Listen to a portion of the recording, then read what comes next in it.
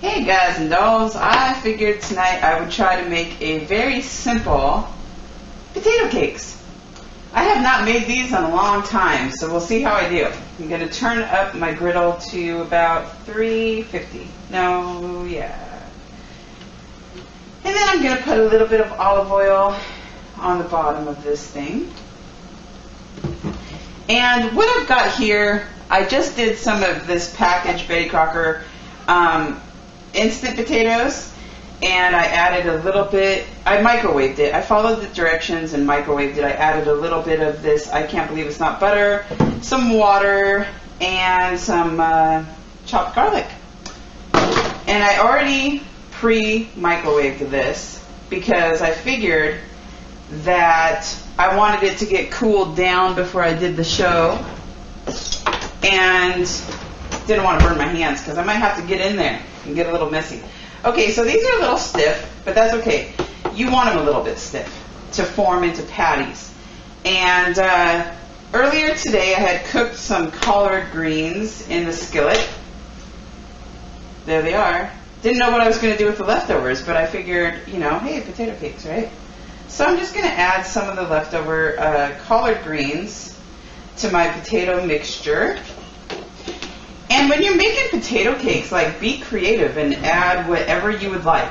Because I'm always saying on my show, be creative and do your own thing. Because I'm just giving you kind of ideas, and you can put your own spin to whatever kind of things that I cook on my show. I'm going to add a little bit of jalapeno slices just for a little heat. Because we've been really getting into the heat lately.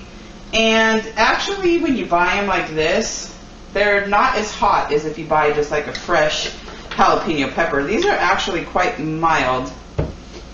Not if you have a way wimpy palate, but there is these in the jar. If you have kind of a wimpy palate, use these because they're not as hot.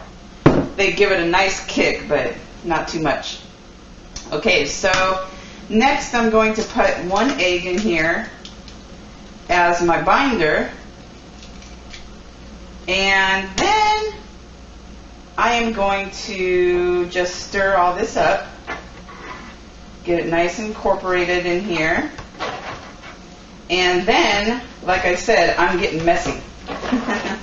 Sometimes, like when you're doing meatloaf or, different dishes like that, sometimes you just got to get in there because it's the best way to do it is just using your hands, So I'm just going to kind of spread this oil out a little bit. My pan is hot now. And, just get in there. I know that, there's less messy ways of doing things. And some people even use like a little scooper, like a melon baller or like an ice cream scoop and stuff like that to do stuff like this so that you don't get as messy. But sometimes, you just got to get in there and do it. So that's what I'm doing. Just going to form my patties and get those off to the races. These ought to be pretty good, Get them nice and crispy is the objective here. And also try not to burn yourself with the splattering grease. That's another good idea. So, you want to cook these until they're, got a nice kind of brownish crust. And you want them kind of crisp. Because I think that with potato cakes or potato patties, whatever you want to call them, I think that the objective is just to get it kind of crispy on the outside and then kind of mushy on the inside. And this is I don't know what's in here. That's kind of hard from the collard greens. But yeah, these are going to be really tasty. I am looking forward to it because it's got that garlic infusion in here, which I love, as you guys know from watching my show. I love my garlic. So I'm just going to form the rest of these into patties and get them going. And then I'll be back for a taste test and see what kind of garnish I'm going to serve these with. I don't know what I'm in the mood for yet, but I'll be back and you guys will find out. So I will see you when these are done.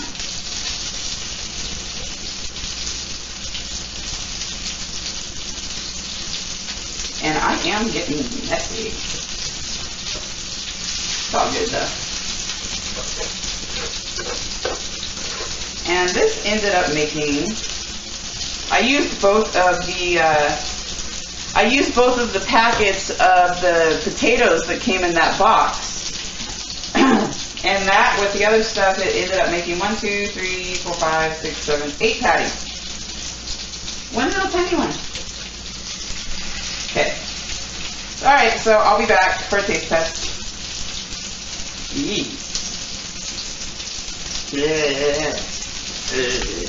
Okay, well, I'm not back for the taste test, but I just wanted to show you guys. I flipped these over, and they're cooking on the other side now, and look how beautiful they are. They've got the nice brown golden crust going on, and this is something that is like so easy to do, but it looks like really impressive. Like if you have company coming over or something, instead of just serving like mashed potatoes or, you know, baked potatoes or something, do something like this. It's like so easy. You can put any kind of ingredient you want in here. Put some shredded cheese, get it all gooey and yummy, and your guests will just really appreciate it, and they'll have no idea like how easy it really was. So I just had to show you how beautiful this is, all frying up and looking golden brown and delicious. Okay, so I'll be back pretty soon when these things are done and give you a little taste test and tell you what I think. So see you then. Bye-bye. Okay, well, these turned out looking beautiful. And with little effort, you can make a creation that's just as beautiful as this, and I can't wait for my taste test. I put a little bit of sriracha on it, but not much because there wasn't much left in the jar. So mostly it's bare. That is good.